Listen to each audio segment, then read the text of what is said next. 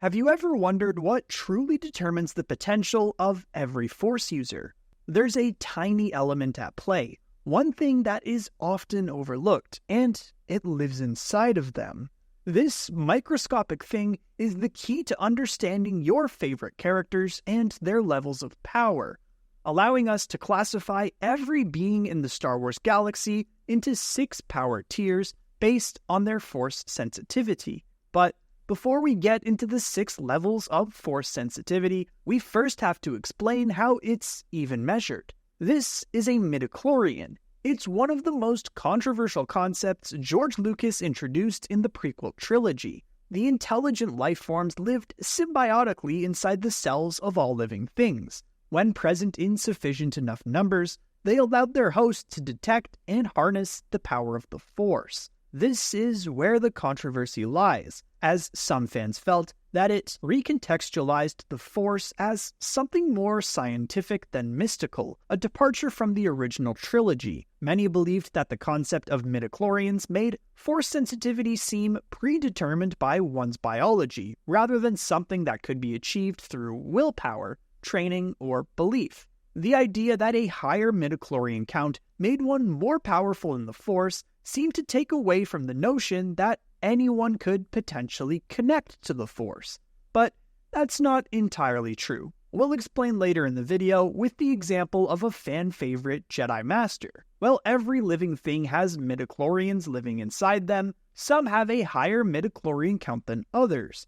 An individual's M count could be measured through a blood test, with the Jedi Order frequently using this method to test potential initiates around the time of the Clone Wars. Through M count, we are also able to classify every single character in the Star Wars galaxy into the 6 levels of Force sensitivity. The first level, or normal level for lack of a better term, consisted of those with an M count of less than 2500 per cell. A person with a midi-chlorian count this low would likely never experience any sort of pull to the Force. Therefore, they would never realize any abilities, even the most basic ones like precognition or enhanced reflexes. This is where your average Joe slots in. For instance, humans like Owen Lars, those stormtroopers with terrible aim, and even notable heroes like Lando Calrissian.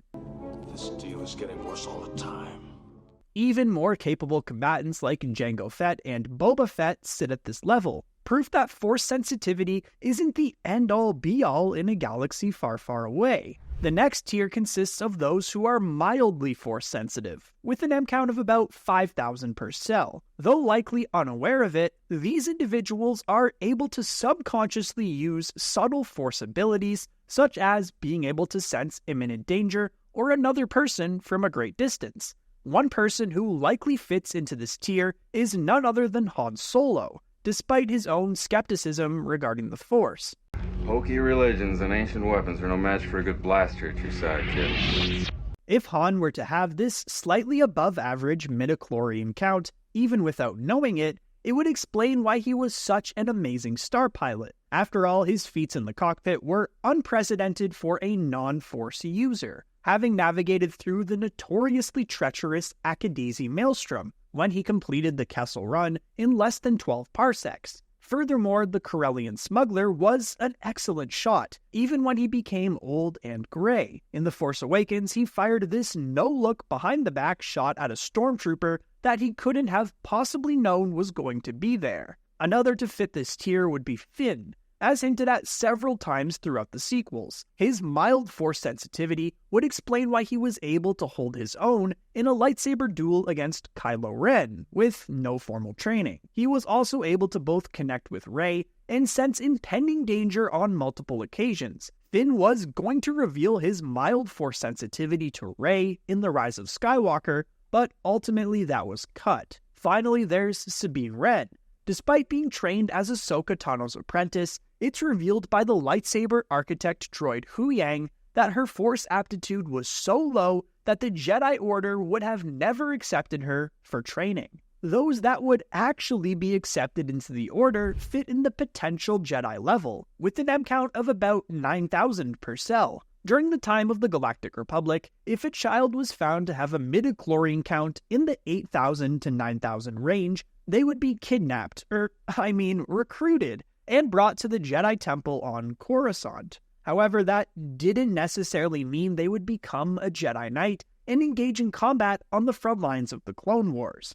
Jedi with this level of Force sensitivity typically failed their initiate trials to become Padawans, and were assigned to the far less glorious Jedi Service Corps. There they fulfilled roles vital to the day-to-day operations of the Jedi Order, within one of four branches: the Agricultural Corps, Medical Corps, Educational Corps, and Exploration Corps. An example of a Jedi at this level would be Jocasta Nu, the chief librarian of the Jedi Temple's archives. Though she wasn't particularly well-versed in lightsaber combat, or as Force-sensitive as the other Jedi we'll get to shortly, she was incredibly knowledgeable. Master Jocasta aided her fellow Jedi in finding the information they needed while controlling access to several restricted vaults and artifacts. She even survived the initial events of Order 66 and managed to preserve and hide information vital to training a new generation of Jedi, which would later be discovered by Luke Skywalker.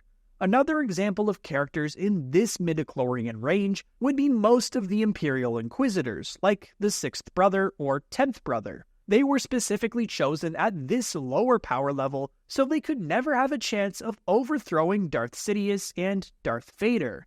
They were pawns used by the Empire to hunt down Jedi, and nothing more. The next tier of midichlorian density is where you find the more powerful Jedi Knight, with an M count around 12,000 per cell. This mid-tier consisted of those Jedi who you would see leading clone trooper forces into battle during the Clone Wars. Most Jedi with this M count were likely to become Jedi Masters and take on Padawan learners, with the most wise and powerful earning the right to sit in one of the 12 pristine seats of the Jedi High Council. This is where you'll find Masters and Council members like Plo Koon, Ki-Adi-Mundi, and Kit Fisto, who are all speculated to have had an M count of around 12,000. Though some of the wisest and most powerful Jedi of their time, there's still a defined 2 tiers above them. Another prime example would be Obi-Wan Kenobi, who sat in the 13,000 M count density range, almost in the middle of this tier and the next. While this might sound like a lot, it's definitely not as much as many opponents that he was able to defeat in combat. Obi-Wan is proof that your midichlorian count doesn't necessarily determine your success. It's exactly like the saying, hard work beats talent when talent doesn't work hard. The 5th level and second highest is where you'll find the most powerful of Jedi Master, clocking in with an M count of around 15,000 per cell. These, of course, are the Order's true elite, Jedi Masters who possess knowledge and abilities that those below them could not match. 15,000 midichlorians per cell is generally accepted as the max ceiling of midichlorian level, though there are rare exceptions which we'll get to shortly. This belief is reinforced by the Sith Lord Darth Tenebrous, the master of Darth Sidious's master Darth Plagueis for those unaware, who said a being of pure force might have an M count of 15,000 or more, implying that most Force sensitives could not have a count that high. Examples of Jedi Masters at this level would be Count Dooku, who is estimated to have around 14,000, and Mace Windu, who is in the 16,000 range. But there's still one more level to go. We'll effectively call this the Chosen One tier, for obvious reasons, as it's where you find those with an M count of around 20,000 per cell. As we teased, this is where you find the Chosen One himself, Anakin Skywalker, who was believed to have been conceived by the midichlorians themselves. Because of this, Anakin possessed the highest M count ever recorded at over 20,000. This was even higher than Yoda's, which shocked Qui-Gon Jinn and reinforced his belief that Anakin was in fact the prophesized Chosen One that would bring balance to the Force. We also have to mention the 2 other Force wielders who fit in this tier, although slightly below Anakin, Darth Sidious and Yoda, both of whom were pushing 20,000 midichlorians per cell, but weren't quite there. It's also highly likely that Luke Skywalker would be somewhere in this range. Genetics weren't everything, but that mighty Skywalker blood gives him an edge over most other Jedi. Unfortunately, we don't have his exact M count to confirm, as the blood tests used by the Jedi Order were not common anymore in the post-Imperial galaxy. Nevertheless, Luke included information on them in his book, The Secrets of the Jedi, where he chronicled the Jedi Order's forgotten history. Luke was less concerned about why he was strong with the Force, and was simply content in the knowledge that the Force was with him.